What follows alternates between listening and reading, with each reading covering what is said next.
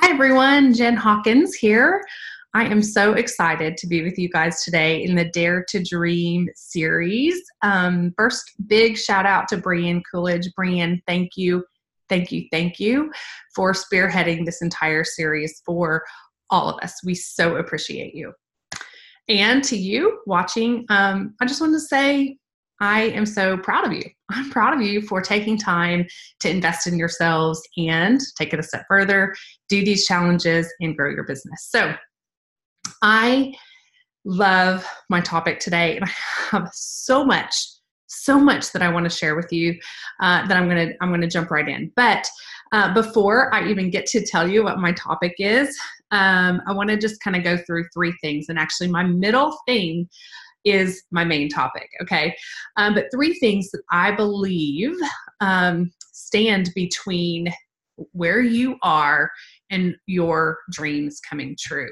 So doing these three things, kind of focusing in these areas consistently, John Maxwell says, doing things consistently, day in and day out, over time compound into great achievement. So these are the things, the areas of focus that I believe that if you focus on consistently, you will not only grow a successful, solid legacy business, but you will also be the best version of you. So speaking of the best version of you, number one is personal growth. Now, I want to talk about personal growth, and just for a split second, this is not my topic, and I do not want to hijack somebody else's topic that may be personal growth. But when I think of personal growth, I think it's a way to transform your mind and your heart. Okay, and let's see, Proverbs 4:23 says, this is King Solomon saying this, the most wise man ever mentioned in the Bible, and I'm probably still the most wise man who's ever lived on the face of the earth. Above all else, guard your heart, for it is the wellspring of life. Everything that we do comes from the heart, okay? Michael Hyatt says, if your heart is unhealthy, it threatens everything else.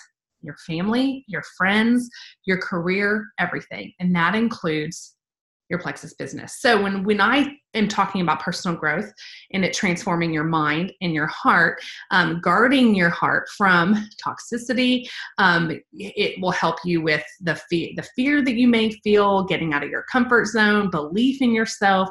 So that's why personal growth and development is so important, because everything that we do flows from our heart, okay? Now, this goes to the next thing, and that's valuing people and adding value to them. In other words, relationship building. Okay, so that's my topic.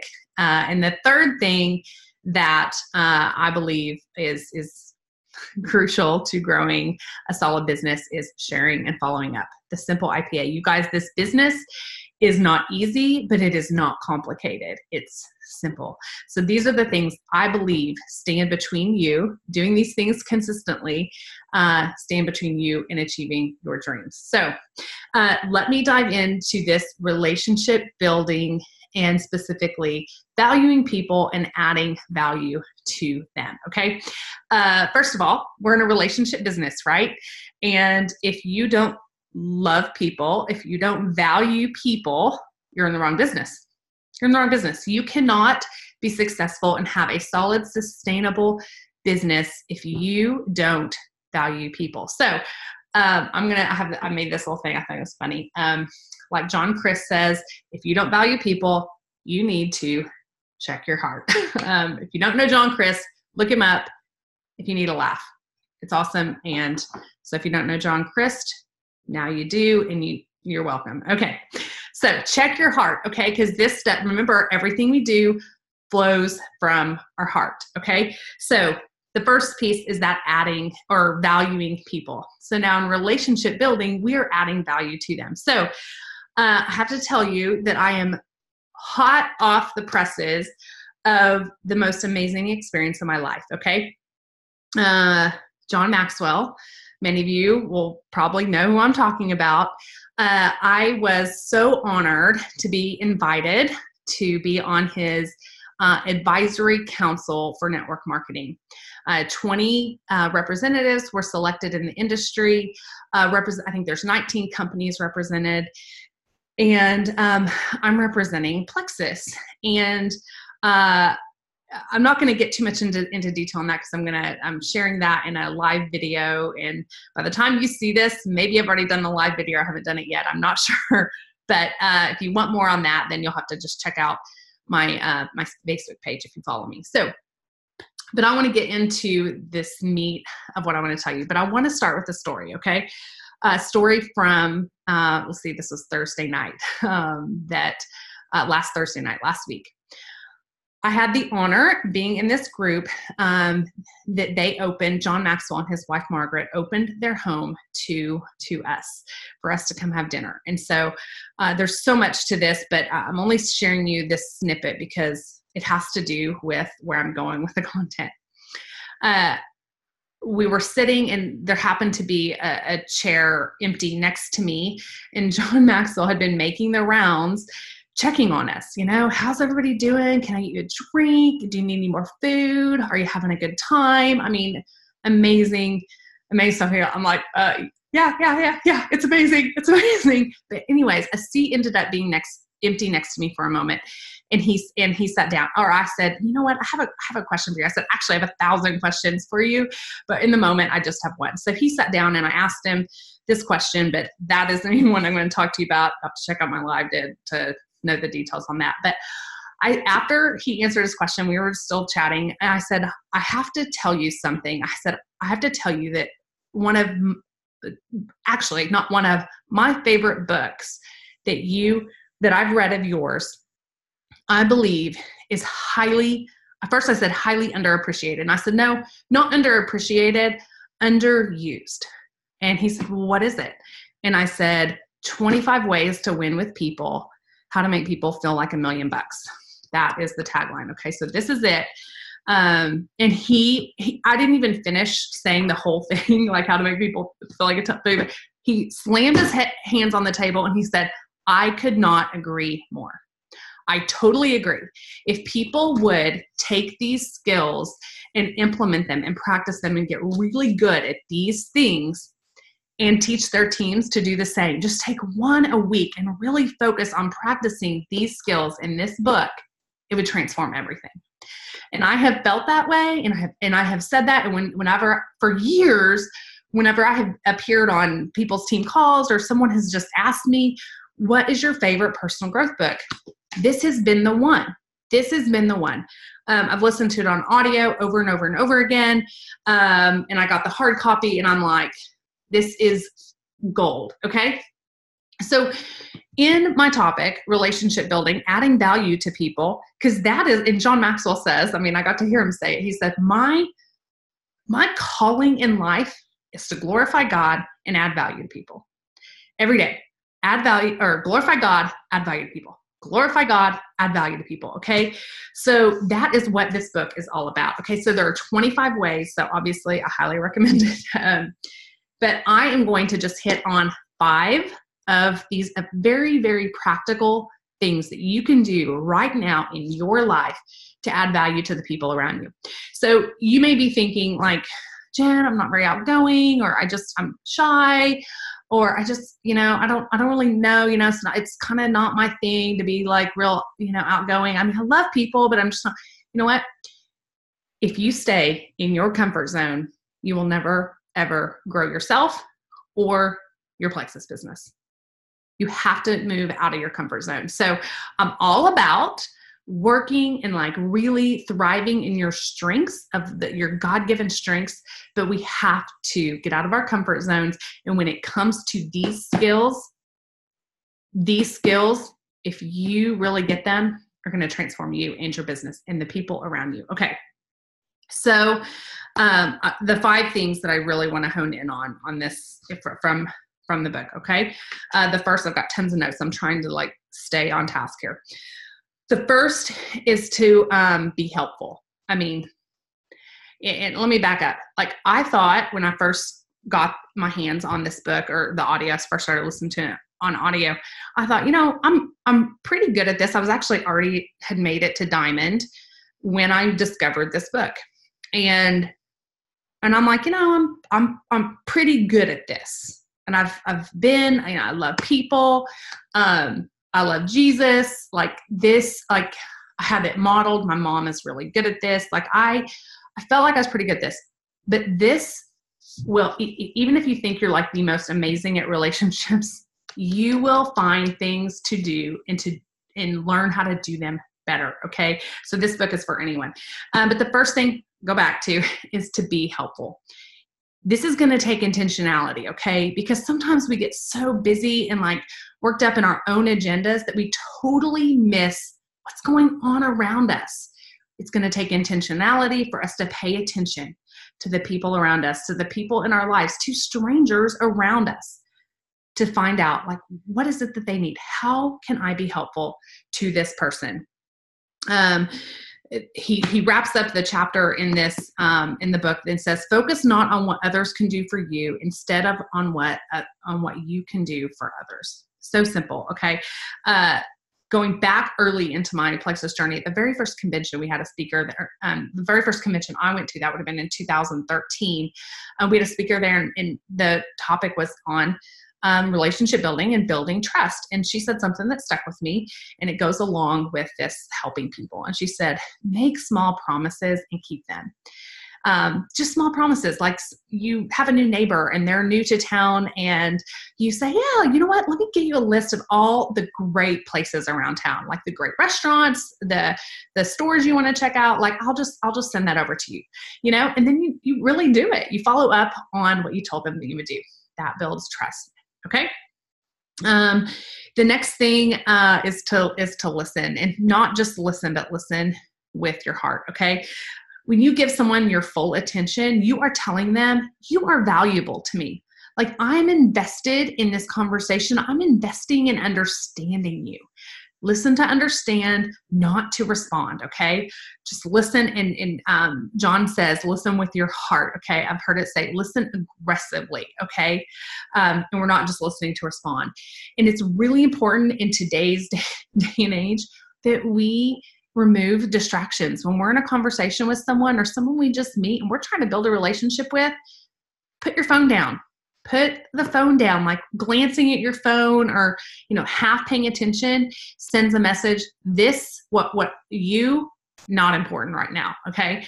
So remove distractions and really listen intently on the person. Listen to understand them and not just to respond. Okay. That tells them that they are important to you. Okay, number 3. Remember, I'm giving you like 5 practical things from this book.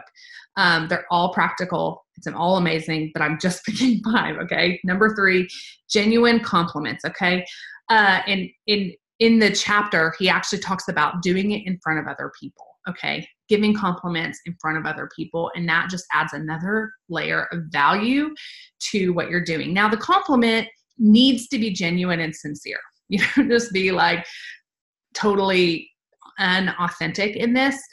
Be genuine and sincere. But when you notice something about someone, maybe it's their appearance, maybe it's their character, maybe it's on a job that they just did, like at the gym, working out, like I see people around me just killing it. And when we're done, I'm like, girl, you are my inspiration. You killed that workout. Like you kept me, like you were pushing me. And say that when you notice something about someone that's great, tell them. And when you can tell them in front of some other people, even better. Okay. On that note too, it talks about how Mary Kay Ash, she started Mary Kay. I mean, hopefully you know what Mary Kay is. I'm sure you do. But Mary Kay Ash, she said, everybody has a sign around their neck that says, make me feel important. So when you're out there and you're conversing, be intentional, pay attention. Like everyone has this sign around their neck wanting to be made to feel important. How can you add value to them to make them feel important? You know why? Because they are important. Okay. And so many people, they don't get these kind of, the people around them pouring into them, adding value, making them feel important. And you can be that person for them. Okay. Let's see. Number 4, remember a person's story. And I'm just going to read a little section from the book my number 4 and number 5, I'm going to go to the book on because there's just really good stuff here. And, when I'm talking about these 5 and even all 25, I'm still practicing all of these. And this is one that I am still really working on because I meet a lot of people, and remembering all the stories is definitely exercise for my brain. But in this chapter, it actually gives you some tips on how to remember a person's story, but I'm not going to go into those. Again, I want you to get the book, but this is the excerpt I want to read. Okay. Excerpt. Requesting a person's story says you could be special. Remembering a person's story says you are special. Reminding a person of his or her story says you are special to me. Repeating a person's story to others says you should be special to them.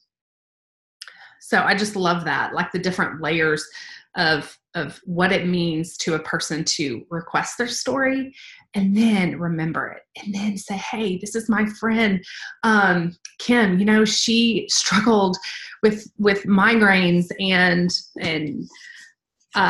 she was a single mom, and plexus has completely changed her life, and go into the story when you're introducing Kim to someone else.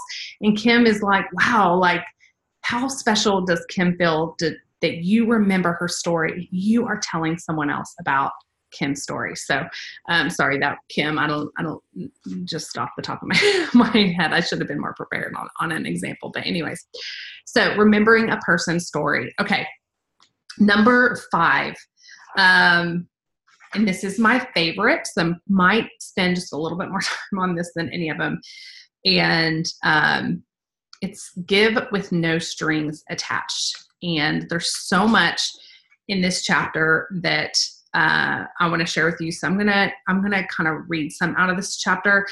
And one piece of it is just going to be a little bit selfish because you're just going to have to humor me because I wrote here on my notes, I'm like, why I'm still in this. But hang on that for a moment. Henry Nouwen, pastor and former college professor, says, when we refrain from giving with a scarcity mentality, the little we have will become less. When we give generously with abundance mentality, what we give away will multiply. So it goes on to say, I found this to be true. Someone once asked me why he should adopt an abundance mentality, and he was surprised by my answer. I told him that if you believe in abundance, that's what life gives you. If you believe in scarcity, then that's what you'll get. I'm going to come back to this poem for why I'm still in this. It just totally moved me. And again, it's maybe me just being selfish. I want to share it with you, but I'm going to keep moving on this other part here. Horace Mann, college president and educational reformer, said, we must be purposely kind and generous, or we miss the best part of existence. The heart that goes out of itself gets large and full of joy.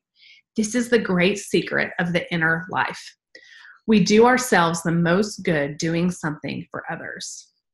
Did you hear the word heart again? The heart that goes out of itself gets large and full of joy. This is the great secret of the inner life. We do ourselves the most good doing something for others. John wraps this up and says, when we give unselfishly, we will gain something in return. Now, something about this book that it's co-written by Les Parrott, who's a PhD. His doctorate is in relationship development. So I think there's quite a bit of credible, awesome stuff in this book. So Les Parrott says, studies have shown that Studies have shown that the higher one's level to helpfulness to others, the greater well-being one will experience. Research call it generativity, and it is consistently linked to greater personal growth and even physical health.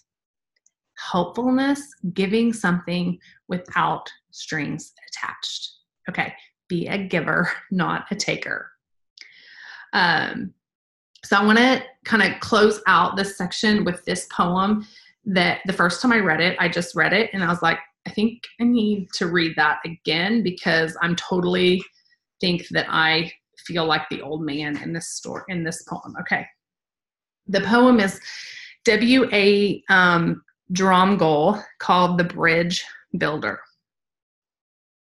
Okay. It beautifully illustrates this desire to give to others. I'm going to try not to get teary-eyed. Okay.